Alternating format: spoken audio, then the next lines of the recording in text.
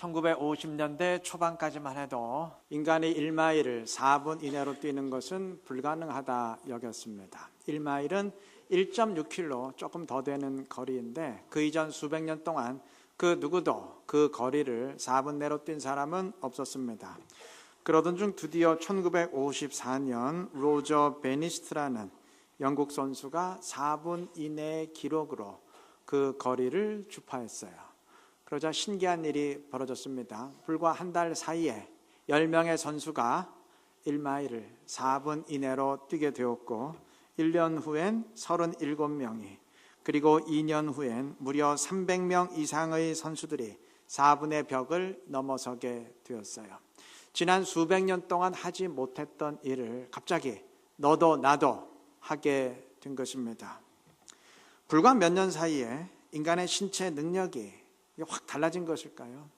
아니죠. 신체 능력은 동일한데 의식이 달라진 것이죠. 그 이전까지는 그 누구도 그 거리는 4분 내로 못 뛴다 생각했어요. 그러다가 그 4분의 벽이 깨지게 되니까 그게 아니었구나. 인간이 충분히 뛸 수 있는 거였구나 생각하게 되었고 그렇게 의식의 전환이 이루어지니까 그 다음부턴 너도 나도 해낼 수 있게 된 것입니다.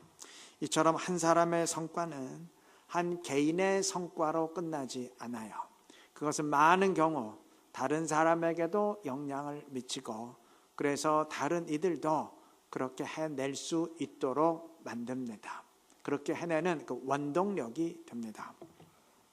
저는 오늘 읽은 본문 역시 그것을 증언한다고 생각합니다. 오늘 본문은 이스라엘이 블레셋을 이긴 4번의 전쟁을 기록하고 있는데 특이한 점이 있습니다. 이 4번의 전쟁 모두 다윗의 활약으로 이긴 전쟁은 없어요. 전부 다윗과 함께한 부하 장수들의 활약으로 이겼습니다. 이것이 그 이전과 다른 점이에요. 또 하나 특이한 점은 그렇게 이긴 블레셋 장수들이 모두 골리앗과 같은 거인들이었다는 사실입니다. 16절에 이스비브노, 18절에 삽, 18절에 기록된 골리앗의 동생 라흐마, 그리고 20절에 이름이 언급되지 않은 장수까지 이들 4명은 모두 골리앗과 같은 거인 장수들이었어요. 그런데 다윗과 함께한 장수들이 이들 거인들을 여지없이 쓰러뜨렸습니다. 여러분, 이 장면을 다윗이 골리앗을 이길 때의 그 장면과 한번 비교해 보십시다. 그때 이스라엘 군대의 모습이 어떠했습니까? 사무엘상 17장에 의하면 모든 이스라엘의 장수들이 골리앗의 위용에 완전히 압도당해서 그냥 벌벌 떨기만 했어요.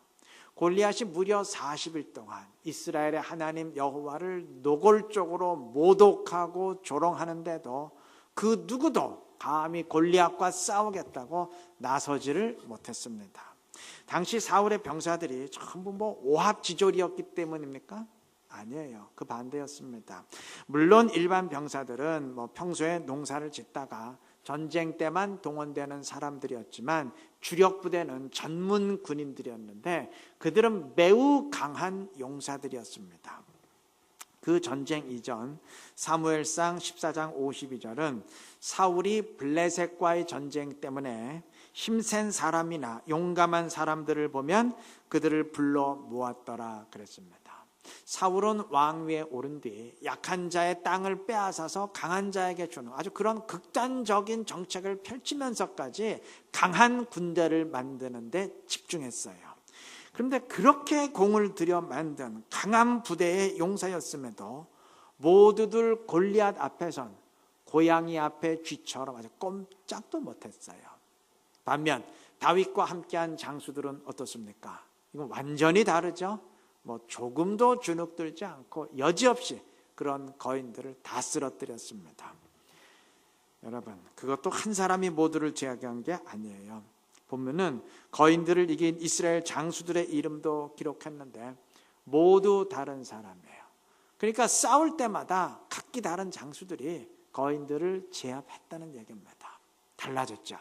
완전히 달라졌죠. 왜 이렇게 달라졌을까요? 갑자기 이스라엘 사람들의 신체 조건이 달라졌기 때문일까요? 아니죠. 의식이 변했기 때문입니다.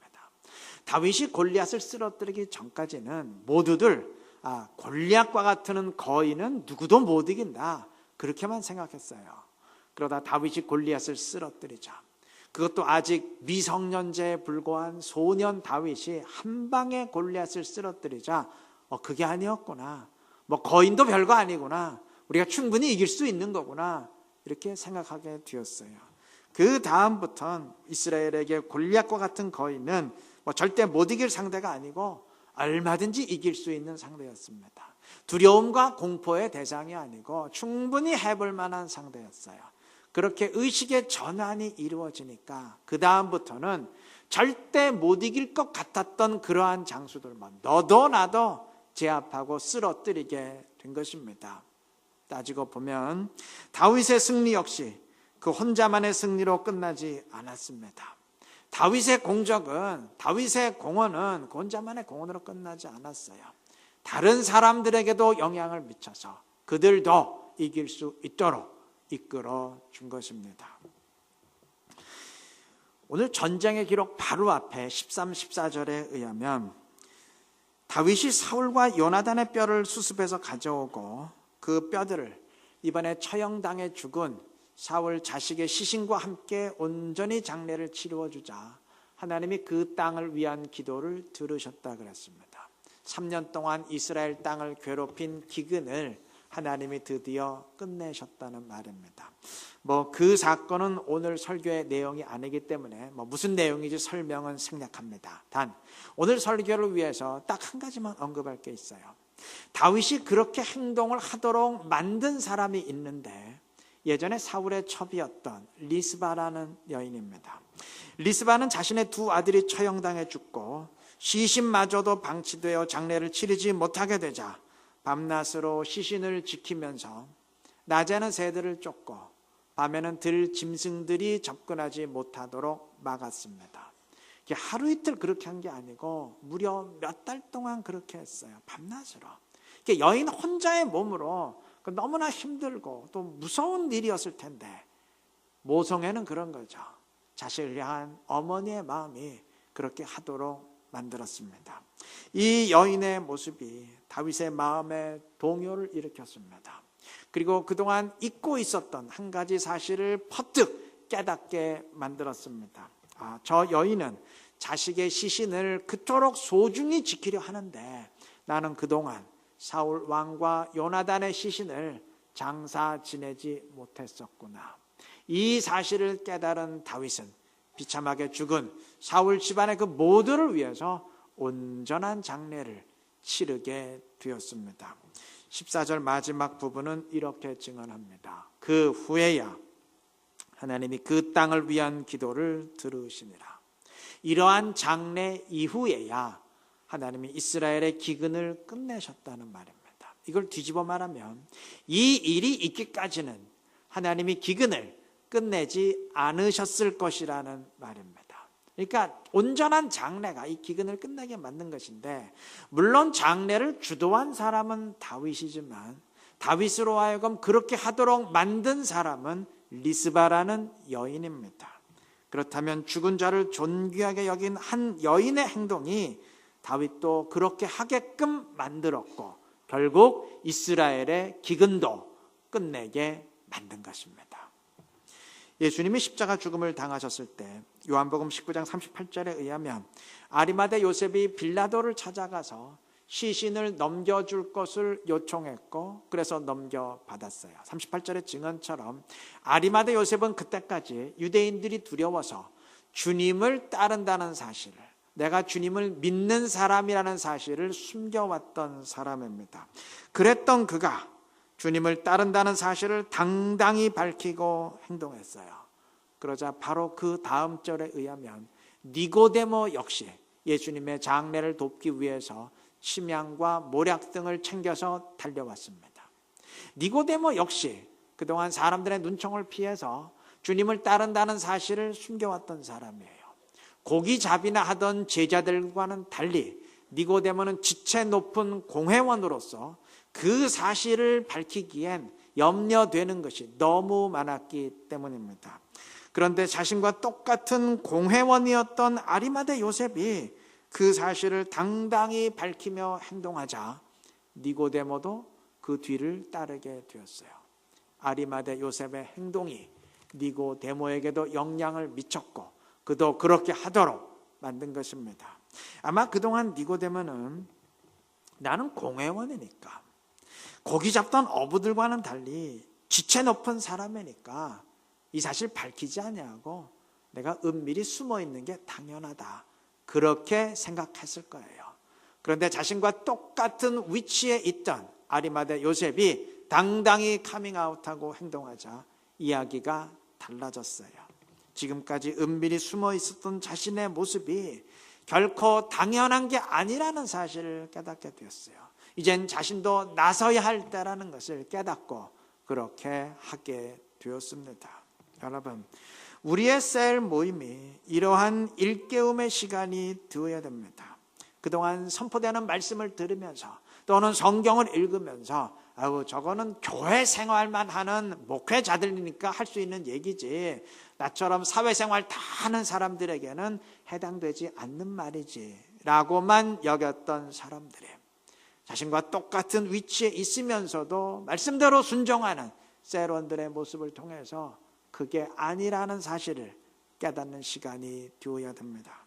성경은 성경이고 삶은 삶이라 생각했었는데, 말이 그렇다는 것이지 정말 말씀대로 순종하다가는 내 삶이 무너지리라 생각했었는데, 그렇게 순종하면서도 더 아름답고 멋지게 살아가는 셀원들의 모습을 통해서 그게 아니라는 사실을 깨닫고 나도 그 뒤를 따라가는 거룩한 일깨움의 시간이 되어야 됩니다.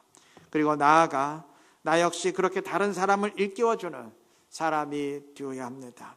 삶이 엉망이기에 현실에 노여워하고 침체되는 것이 당연하다 여기는 사람들에게 그보다 더 답답한 상황에서도 감사하고 일어섬으로써 그게 아니라는 사실을 깨닫게 만드는 사람이 되어야 합니다. 말씀과 현실 사이에서 대충 타협하며 사는 지금의 삶이 절대 당연한 것이 아니라는 사실을 깨닫게 만들고 나도 저 사람을 닮아야 되겠다는 용기를 심어주는 그러한 사람이 되어야 합니다. 우리 각자가 그렇게 되어서 우리 교회에 들어오는 그 누구건 그러한 깨달음과 용기를 얻을 수 있는 교회를 이루어가야 됩니다. 자신이 골리앗을 이김으로써 다른 사람들도 거인 장수들을 이기고 승리하게 만들어 주었던 다윗과 같이 우리도 영적 싸움에 승리하고 순종하는 삶을 살아감으로써 다른 사람도 싸움에 승리하고 순종할 수 있도록 이끌어주는 그러한 영적인 공동체를 만들어 가야 된다는 이야기입니다. 그것이 주님이 원하시는 모습이자 우리 모두의 사명입니다. 그렇게 하시기를 바랍니다. 그래서 내가 온전히 섬으로써 다른 사람도 온전히 서도록 만들고 함께 주님의 영광을 드러낼 수 있는 이런 게 모든 성도님들 되시기를 바랍니다.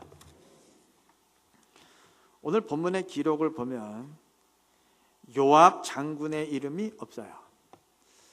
그럴 수도 있는 것 아니냐, 지나칠 수 있지만 왠지 느낌이 좀 이상합니다. 여러분, 다윗이 골리앗을 이긴 뒤 민족의 영웅이 되었던 것 아시죠? 사울이 불같이 질투할 만큼 온 민족의 환호가 다윗에게 쏟아졌던 것 아시죠? 본문의 전쟁에서 거인들을 쓰러뜨렸던 장수들도 그에 못지않는 환호를 받았을 것이 분명한데 요압 장군은 그러한 공적을 남기질 못했어요.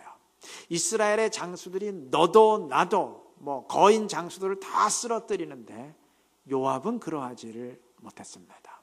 하나님 편에서 말한다면 하나님은 골리앗과 같은 거인들을 쓰러뜨리는 일에 요압 장군을 사용하지 않았어요.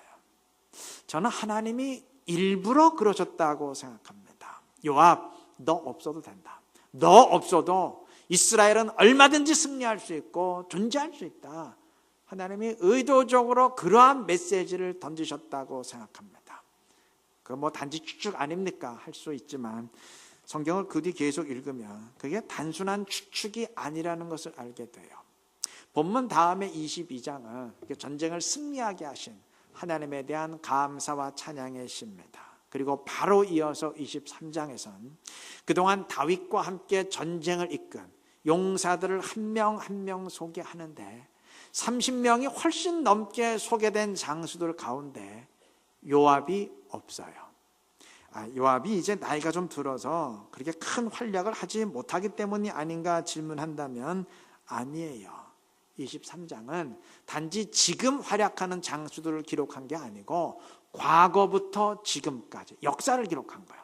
과거부터 지금까지 그 공적을 남긴 장수들을 기록한 겁니다. 그래서 예를 들어서 24절의 아사헬은 남북이 통일되기 이전 수십 년 전의 장수인데도 기록이 됐어요. 역사니까요. 그런데 요압의 이름이 빠졌습니다. 아비새를 요압의 아우 아비새라 기록하고 아사헬을 요압의 아우 아사헬이라 기록할 정도로 요압을 유명한 사람으로 인정하면서도 정작 요압 자신에 대한 소개는 뺐어요. 여러분, 요압이 누굽니까? 요압이 누굽니까? 다윗이 피난 생활할 때부터 왕위에 올라 모든 이방을 격파하고 지금에 이르기까지 수십 년 동안 다윗과 함께 모든 전쟁을 이끌어온 장수가 요압이에요. 그리고 그때부터 지금까지 이스라엘 군대 제1인자 자리를 굳건히 지켜왔던 사람이 요압입니다. 그런데 그러한 요압을 역사에서 뺐어요. 이건 누가 봐도 일부러 뺀 거죠. 하나님이 성경에 저자라면 하나님의 의도적인 메시지입니다.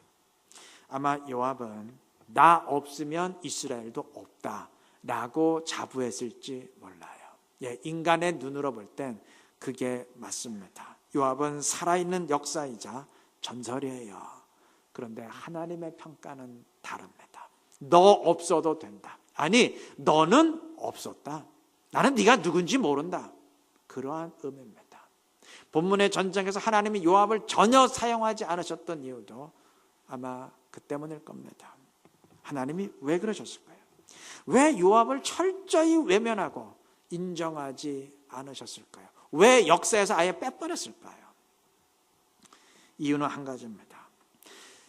제가 다윗에 관해서 최근에 몇 번 설교하면서 아마 두어 번 요압에 대해 언급한 적이 있는 것 같은데, 한마디로 말해서 요압은 철두철미하게 자기 중심적으로 판단하고 행동한 사람이에요. 오직 초점이 자기 이익, 거기에만 있어요.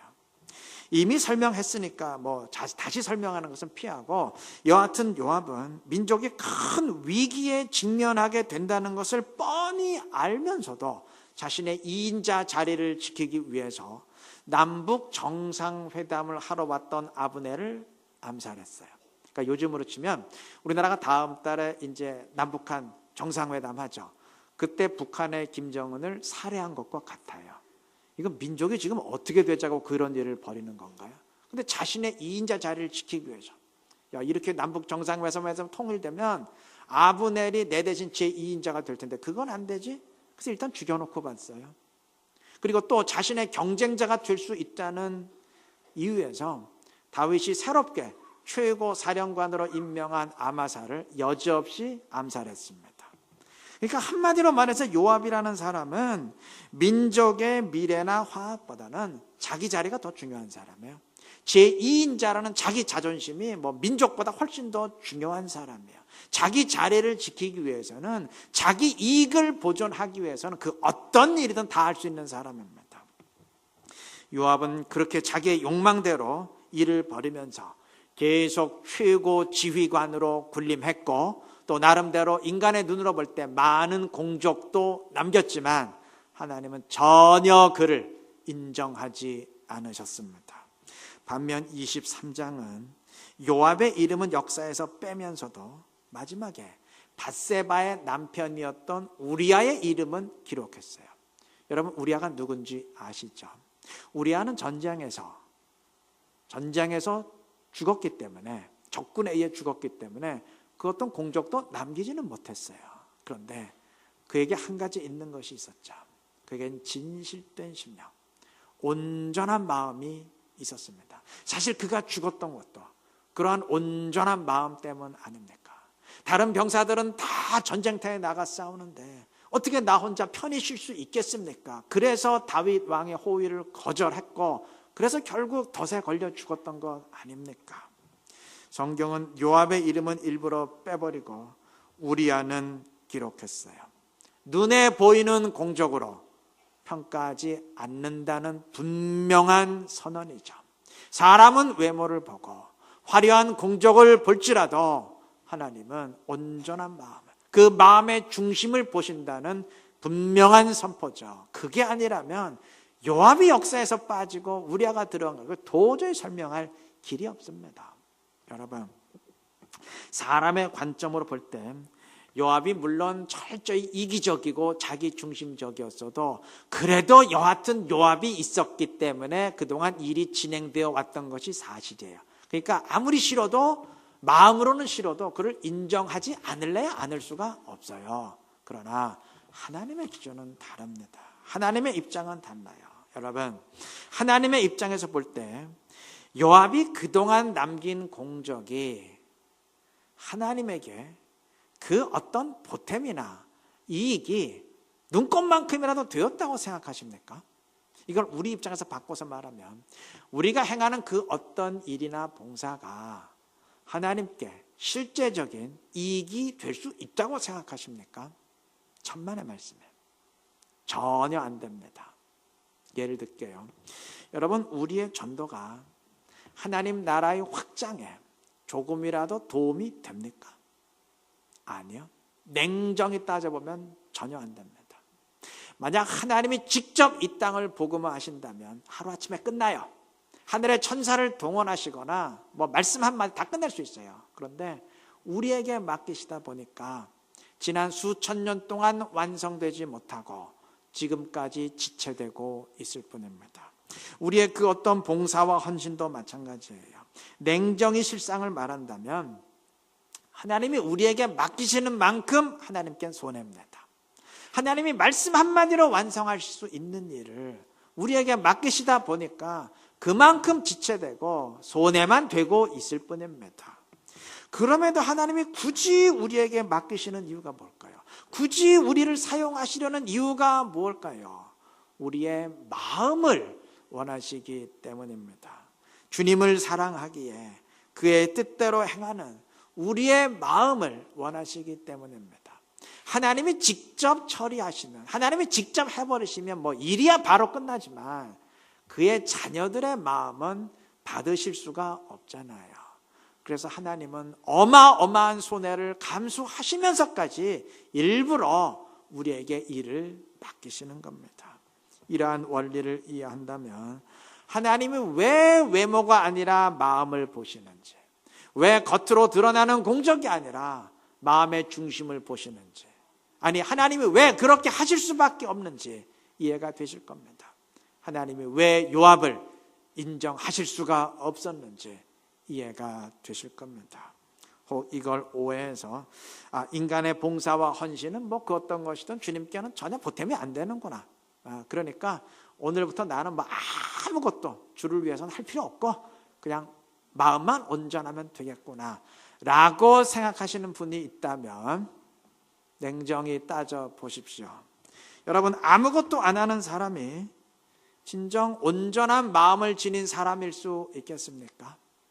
진정 그 마음이 주님을 향한 사람이 주님을 위해서 아무것도 안 하고 전혀 순종이 없는 삶을 살아갈 수 있겠습니까? 그게 말이 되겠습니까? 있을 수 없는 이야기죠.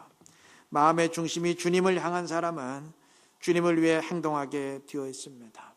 주님은 그것을 원하시고 그러한 행동을 받으십니다. 다윗의 순종이 곧 그러하였습니다. 이 말씀 꼭 명심하시고 언제나 우리의 마음의 중심이 온전히 주님을 향할 수 있기를 바랍니다. 그래서 온전한 심령으로 온전한 열매를 맺어 드림으로써 주님을 기쁘게 하고 주님의 영광 더 크게 드러낼 수 있는 지혜롭고 신실한 우리 이루는 게 모든 성도님들 되시기를 그리스도의 이름으로 축원합니다.